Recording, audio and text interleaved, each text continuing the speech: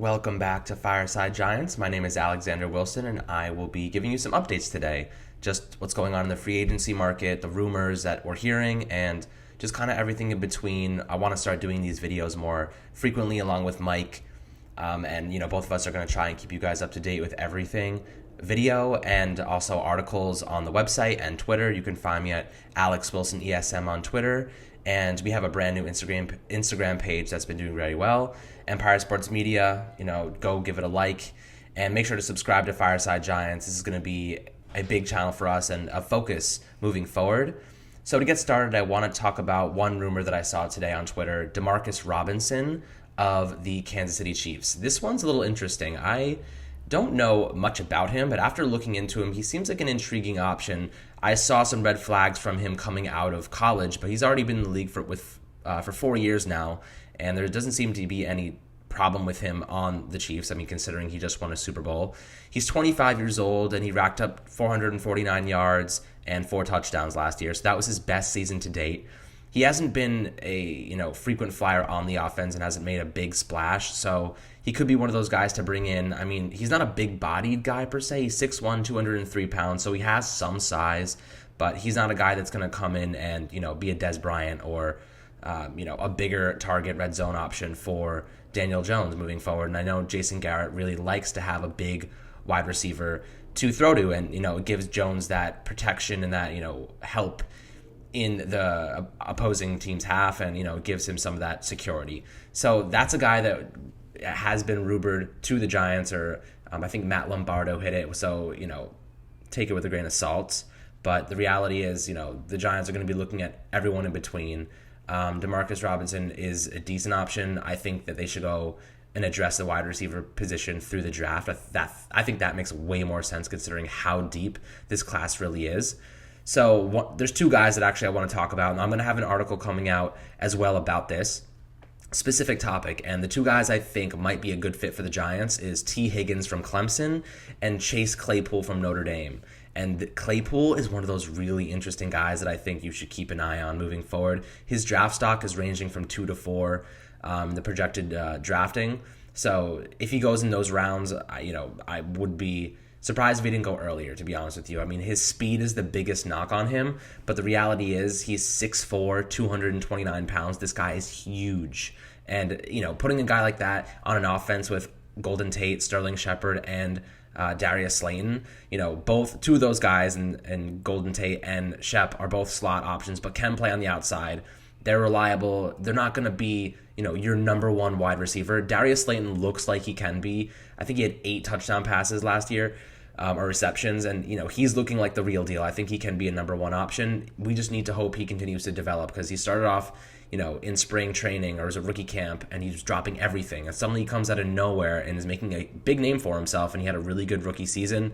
I think he was a 5th round pick, so that's pretty impressive for Slayton, and the Giants should be excited to use him. He already has the chemistry with Jones, so I want to see more from him in year 2, but I think that getting a big guy to add to the offense is really important, and Claypool can be a really good option, especially in the 4-3 rounds.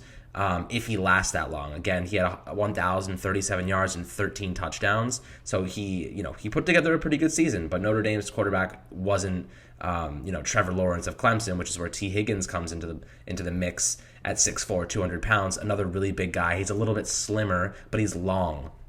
And I like long receivers because it gives them that that width, that arm span, that wingspan to go out and make catches in traffic and with guys on them. So it gives them that like basketball size, which I really like. He had 1,167 yards and 13 touchdowns, so a little bit better than Claypool. But I think Claypool would have been better with a better quarterback. Like, that's pretty self-explanatory. But I think Higgins is a really good option to look at. I think he might go a little bit early in the 2nd round. The Giants have a pick there, but I would be very angry if they use it on a wide receiver and not an offensive tackle, especially if they decide to trade back and gain more draft capital. If they add another 2nd round pick, they could easily look to pair those 2 together and move back up into the 1st round like they did with DeAndre Baker and say, okay, let's get ourselves Isaiah Simmons. If he's there, they have 2 guys behind them in Miami Dolphins and not the Lions, but the San Diego Chargers or the Los Angeles Chargers. I can't call them the LA Chargers anymore. So they have two guys there, and if they move back, they have the option of, do we, take Isaiah Simmons if he's there? Obviously, you're going to take him, and then you're going to pair that second round pick, because I'm only accepting a second round pick if you're trading back. If they want a quarterback, if they want Tua or Justin Herbert, and they're willing to, trade up for him, there's no way I'm accepting anything less than a second round pick, especially with the value that, a quarterback brings. If they get their guy, it'll be worth it 100 times over, and they know that. So Giants are in a super advantageous position. The Lions also could be in that, position right before the Giants if they want to take a quarterback. I don't think they will. Matthew Stafford has years left on his bill, but again, he's super injury prone, so it's important to note that. But the Giants have the opportunity to trade back, and I was reading today, I think Ralph Vacciano from SNY stated that Gettleman is more open to trading back than ever before, and he's never done this in his entire career. So this is a big moment for the Giants. They have the ammo to essentially go out and solve a lot of these big problems, a lot of these big holes on both sides of the ball. The tackle position has to be one. We just talked about Jack Conklin in a recent article. He's a great option, and he's going to be paid like a great option. He's going to get $16 to $18 million per season. The Giants already allocated a ton. I think they're paying Nate Solder $19.5 million this season if they retain him, and I assume they probably will, because if they cut him, they only save about $6.5 million. So it's totally worth to keep him. Now the question is, do you move him to right tackle or do you keep him at left tackle? Joe Judge coming in, he knows Nate Solder well. I think that they'll probably just keep him at left tackle and hope that he rebounds. Again, it's important to note that his son was going through cancer and cancer treatments in Boston. He was driving to Boston all the time to take his son to these treatments. So I think that might have been taking a significant toll on his play and preparation. So I want to give him the benefit of the doubt there. That's really upsetting to hear, and I hope everything is okay with his son and that he can come back better than ever in 2020, both of them. So that's something to also be aware of, and just know that Nate Solder was dealing with something really serious, so he could easily come back and have a great season in 2020. And at right tackle, they can go out and get Conklin. They have the money for it, and that gives them the ability to address the defense again in the draft. Their defense is incredibly young. Their average age is like 22 or 23 years old. And with Jabril Peppers coming back from injury, they have some really good players. And if they go get Simmons, they have a star linebacker now. So these are a lot of things we're going to talk about as we continue with this the podcast and just the daily updates. But today, I wanted to focus on the big wide receivers, and I think T. Higgins, Chase Claypool, both really good options. I don't really buy the DeMarcus Robinson thing. It doesn't make sense to me. If you have Golden Tate, Sterling Shepard, and Darius Slayton, why do you need DeMarcus Robinson? I have no idea. So, save it for the draft. Get a guy like Claypool in the third round if they can, gain that compensatory pick back or move up a little bit. He's a big body guy. He can run after the catch.